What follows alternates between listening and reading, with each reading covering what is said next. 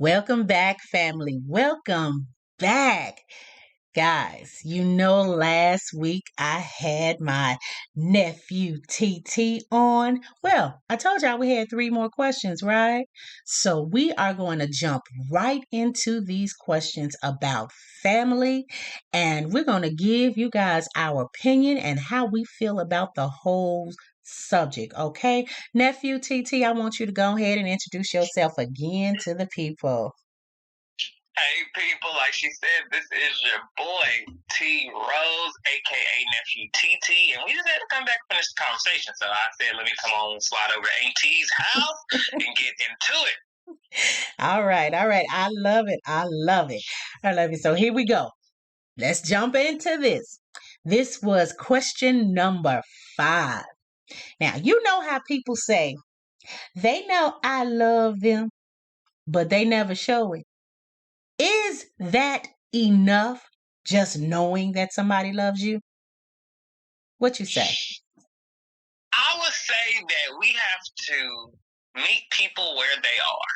And I think that as family, we have to be able to share dialogue with one another and not be able to be so offended. Me and my grandma just had this conversation not too long ago. My grandma is the type of person who, when you get off the phone, you're not going to really hear I love yous or hear I love yous a lot. But she feels through her actions that you should know that you are loved because she don't do for me or other grandchildren or children or family members how she would do for us if she did not love us. Those are quote her words.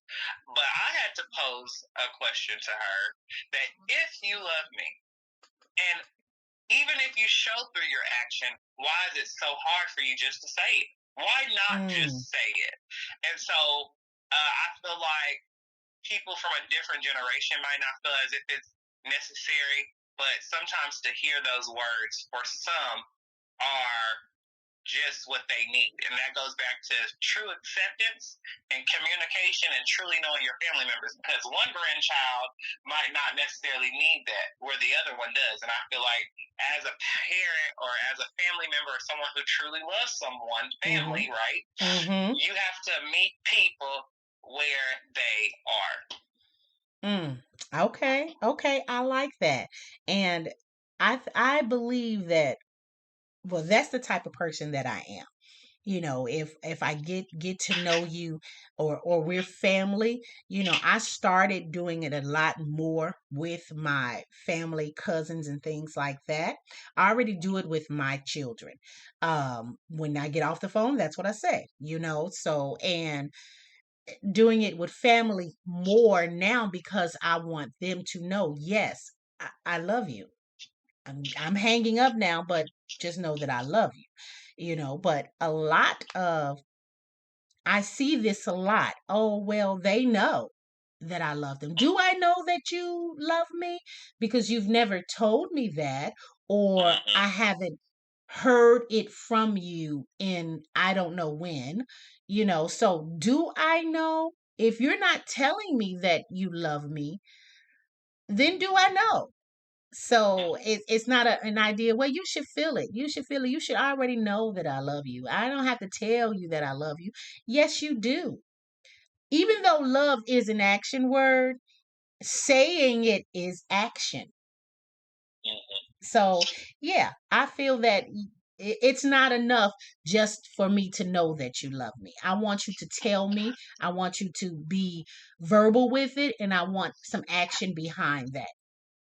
And I think that's what makes love love, right? Because Exactly. where I hear it, I also have the action to back it up. A lot of different times, in life, we'll say one thing, but maybe do another. And not even purposely, but it might be subconscious. But love, I feel, is the word that it is because you're going to say it and you're going to show it. And you're going to have to do that if you truly love me.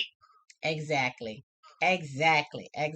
Oh, that was a good one. I hope y'all taking notes. I hope the people taking notes. We dropping gems. Y'all better pay attention. Okay, question number 6.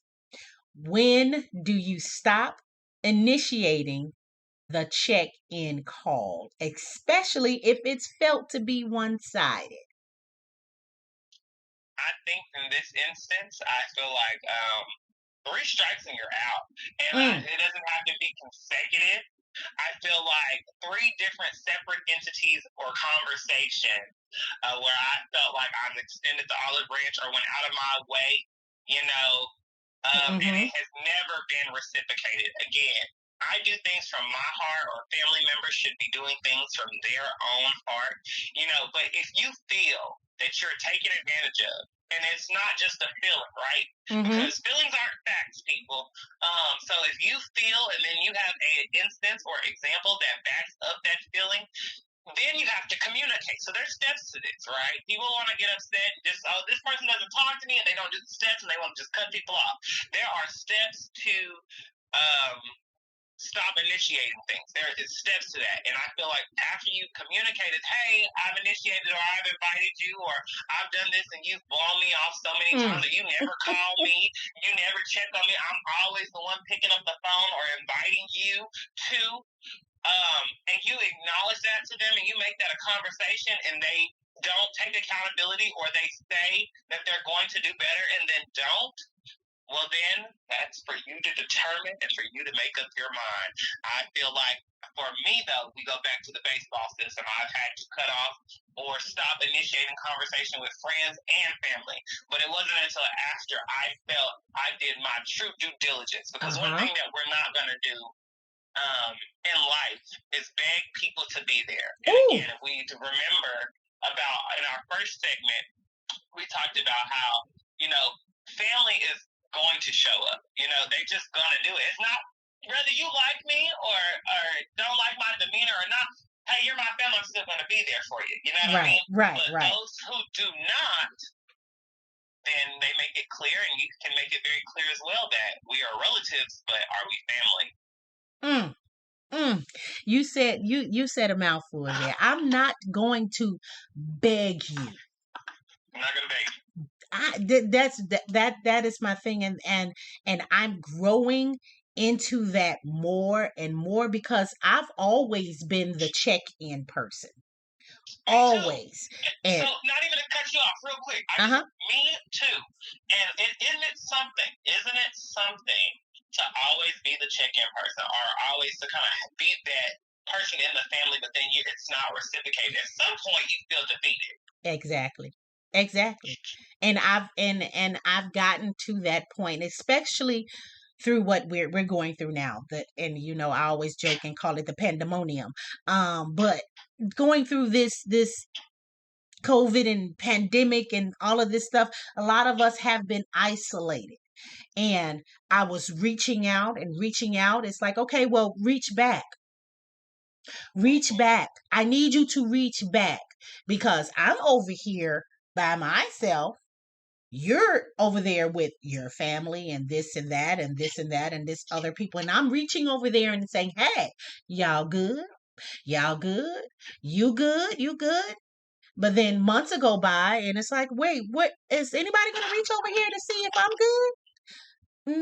Well, I may not be good. I may need to hear your voice, so. And let's get into another instance. We're talking about, necessarily one-sidedness. And I feel like, one thing that we've had to have conversations about in my own entities are how you will go out of your way, right? And you will maybe host an event, and you'll do everything that comes along with that.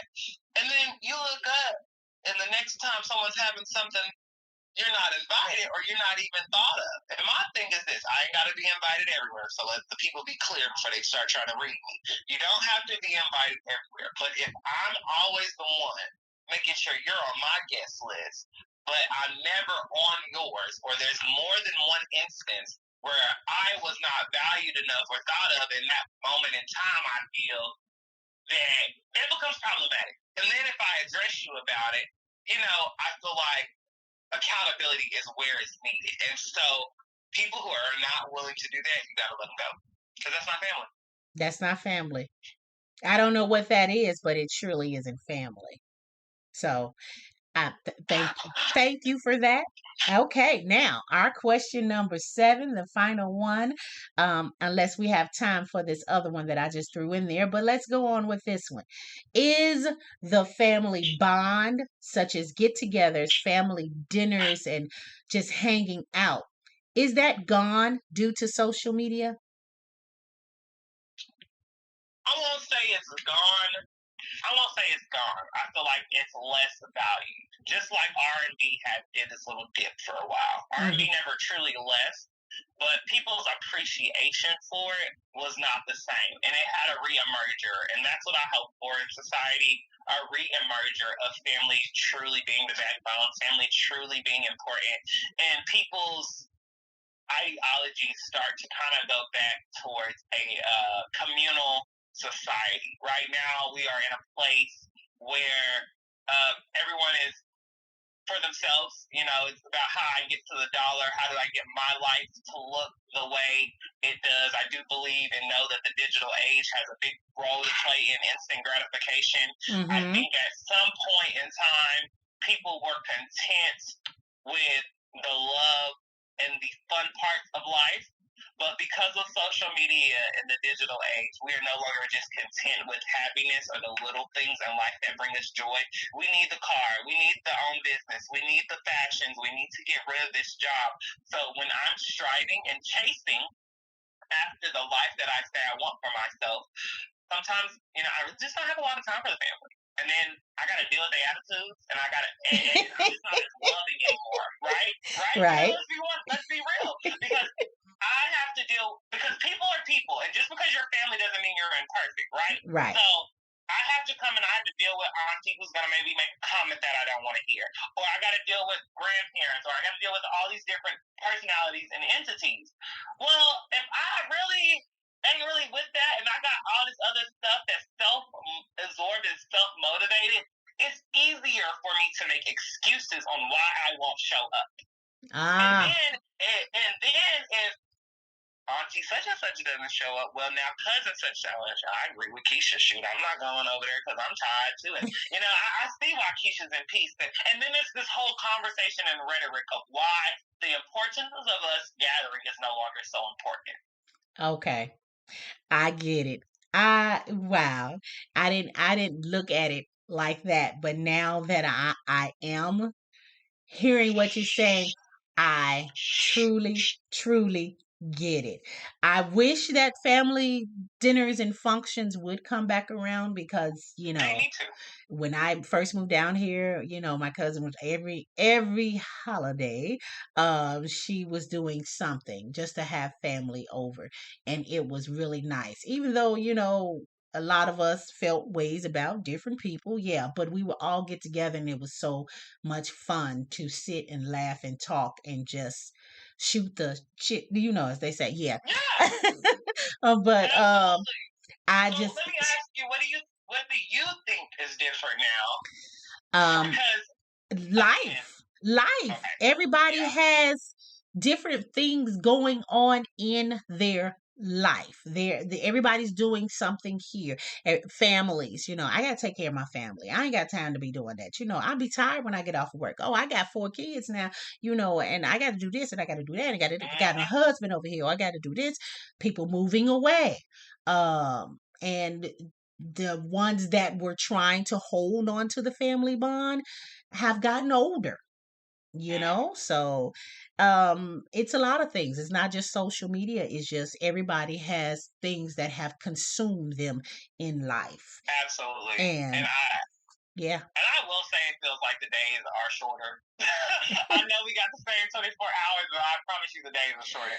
And I will say that I want to encourage, since we're on this question, I think that with this question being asked, the goal is to encourage audiences to just be cognizant, you know, to really think about what it is. If you know for a fact that your family might have gotten away from it, somebody has to break the mold. I think a lot of times in this generation as well, we're all waiting on someone else to make the move. Or when is that next family member going to have something again? I remember going to such and such house, and they always used to do it. Well, maybe they don't want to do it no more. It's your turn. Speak up and invite. You know, I think that Exactly. a lot of times we're waiting, and I think that in this day and age, we got to stop waiting.